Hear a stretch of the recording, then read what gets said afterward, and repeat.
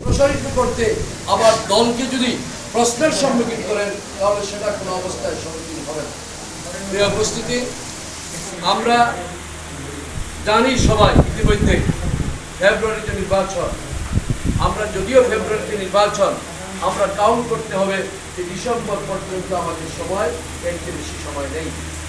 আসলে এটা সদস্য সংগ্রহ একটি মানে ওই যে কোনো জায়গায় একটি বিষয় শুরু করতে হলে একটা উসিলা মনে করতে হবে, সদস্য সংগ্রহ একটা উসিলা। সেটার মাধ্যমে আমাদের প্রতিটি পাড়াকে সংগঠিত, প্রতিটি পাড়ায় আমাদের নেতা কর্মীরা সংঘবদ্ধ হতে হবে এবং সাধারণ মানুষের কাছে আমাদের মেসেজ দিতে হবে যে বিএনপি ইউনাইটেড এবং বিএনপির নেতা কর্মীরা ক্লিনভাবে কাজ করতেছে, পরিষ্কারভাবে কাজ করতে। কোনো আবর্জনা নিয়ে যদি কাজ করেন তাহলে কিন্তু বিএনপির ভোট বাড়বে না, বরঞ্চ কমে যাবে। এবং আমার একটি অনুরোধ থাকবে, প্রতিটি পাড়া কমিটির নেতা কর্মী যেহেতু এখানে উপস্থিত, দয়া করে দলের নাম ব্যবহার করে নিজের ব্যক্তি স্বার্থ হাসিল করার চেষ্টা করবেন না। দলের নাম ব্যবহার করে নিজের ব্যক্তি স্বার্থ হাসিল করার চেষ্টা করবেন, তাহলে প্রতিনিয়ত যেভাবে দেখছেন দল থেকে পুরস্কার দেওয়া হচ্ছে, সেই পুরস্কার আপনারা যেন না নেন। এই পুরস্কার যারা এখন বর্তমানে নিচ্ছেন তারা কিন্তু আর পুরস্কার পেয়ে কিন্তু দলে ফিরার কোনো সুযোগ নেই। কারণ আমাদের আগামী যে বাংলাদেশ করবেন সেটি একটি সকলের বাসযোগ্য বাংলাদেশ হতে হবে। সেটি হবে আজকে যে তরুণ প্রজন্ম, আজকে যে প্রায় 4,80,00,000 নতুন যে ভোটার, শুধু ভোটার নয়, আজকে যারা ক্লাস 9-এ পড়ে, ক্লাস 8-এ পড়ে এবং ইন্টারমিডিয়েট পড়ে, তাদের যে মেধা, তারা যে কি বাংলাদেশ চায় একটু আলাপ করবেন। আলাপ করলে বুঝতে পারবেন যে তারা কি বাংলাদেশ চায়। তারা ওই মাস্তানির বাংলাদেশ দেখতে চায় না, তারা ওই বাংলাদেশ দেখতে চায় না বন্দুক নিয়ে প্রতিষ্ঠানে গিয়ে চাঁদাবাজি করবেন, ওই বাংলাদেশ তারা দেখতে চায় না। তারা ওই বাংলাদেশ দেখতে চায় না আপনি ড্রাইভারকে মারধর করবেন, তারা ওই বাংলাদেশ দেখতে চায় না। তারা এমন বাংলাদেশ দেখতে চায় জাতীয়তাবাদ, দেশপ্রেম, একে অন্যের প্রতি সহানুভূতি, শ্রদ্ধাশীল ভালোবাসা। জাতীয়তাবাদ যেটা নাম, সেই জাতীয়তাবাদের পুরো বিশ্লেষণ যদি করেন তাহলে আপনি বুঝতে পারবেন যে বাংলাদেশ জাতীয়তাবাদী দল কেন আমাদের শহীদ প্রেসিডেন্ট জিয়াউর রহমান নাম দিয়েছিলেন। এজন্য আমি সকলের প্রতি উদারত আহ্বান এবং নির্দেশ দিচ্ছি, দয়া করে দলের ভাবমূর্তি নষ্ট করার চেষ্টা করবেন না। নাম কামালে কর্তন হচ্ছে জামাল। কারা কারা করছেন সবাই কিন্তু জানা আছে, প্রশাসন থেকে শুরু করে দলীয় উচ্চ পর্যায়ে পর্যন্ত জানা আছে কারা এখানে জড়িত। সেই জড়িতদের ব্যবস্থা হয়তো হয়ে যেতে পারে, বলা যায় না। এই জন্য আজকে এই পাড়া কমিটিতে নতুন সদস্য সংগ্রহে ভালো মানুষকে আনার চেষ্টা করবেন।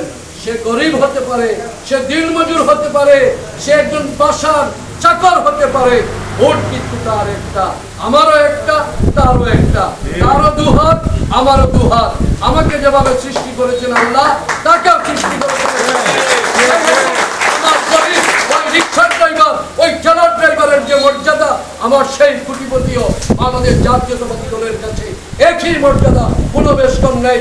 আমাদের ভারপ্রাপ্ত চেয়ারম্যান জনাব তারেক রহমানের কাছেও একই মর্যাদা, বেগম খালেদা জিয়ার কাছেও একই মর্যাদা, এই আসনের প্রার্থী জনাব খন্দকার মুক্তাদিরের কাছেও একই মর্যাদা। মর্যাদায় কোনো বেশ কম নেই। সেহেতু দয়া করে আপনারা সাধারণ মানুষকে, দিনমজুর মানুষকে, মেহনতি মানুষকে, দোকানের যে কর্মচারী আছে তাকে সদস্য করেন। নিজের পাল্লা বাড়ি করার জন্য এমন কাউকে করবেন না যার দ্বারা দল ক্ষতিগ্রস্ত হবে, আপনার ব্যক্তিগত লাভ হবে, দলের ক্ষতি করবেন। আমরা কিন্তু সেটা চাই না। সেই জন্য আপনাদের প্রতি উদাহরণ আহ্বান থাকবে, আপনাদের পার্টির ভারপ্রাপ্ত চেয়ারম্যান জনাব তারেক রহমান প্রতিনিয়ত যে বক্তব্য দিচ্ছেন, সেই বক্তব্যের আলোকে জিয়াউর রহমানের রেখে যাওয়া আদর্শ বাস্তবায়িত করা, আগামী দিনের বাংলাদেশের যে স্বপ্ন দেখছেন আমাদের ভারপ্রাপ্ত চেয়ারম্যান, একটি সুখী সমৃদ্ধশালী সাম্য মানবিক ন্যায় বিচারের বাংলাদেশ করার যে প্রত্যয় ব্যক্ত করছেন, সেই প্রত্যয় ব্যক্ত বাস্তবায়িত হবে ওই দিন আমরা যখন পাড়া মহল্লা থেকে আমরাও ঠিক সঠিকভাবে কাজ করব। ওই দিন কিন্তু বাংলাদেশের টেকনাফ থেকে তেঁতুলিয়া, রূপসা থেকে পাটুলিয়া পর্যন্ত বাংলাদেশ জাতীয়তাবাদী দলের সুনাম বৃদ্ধি হবে। আর যদি আমরা ওই পাড়া মহল্লায় যদি আমরা মনে করি পাড়ার 2-1 4 ঢুকেই দিলাম, তাহলে কি হবে?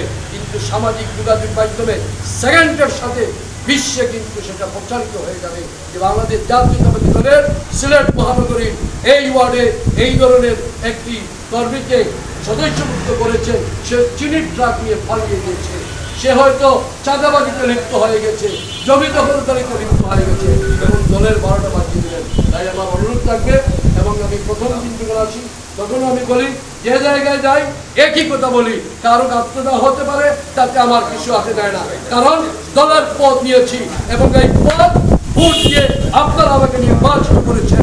সেই নির্বাচিত সাধারণ সম্পাদক হিসেবে কথা বলেই যাব এবং কথা শুধু বলে নয়, বাস্তবে তা রূপান্তরিত করার ইনশাআল্লাহ চেষ্টা করব। সকলকে ধন্যবাদ। খুলনা হাফেজ। বাংলাদেশ জিন্দাবাদ।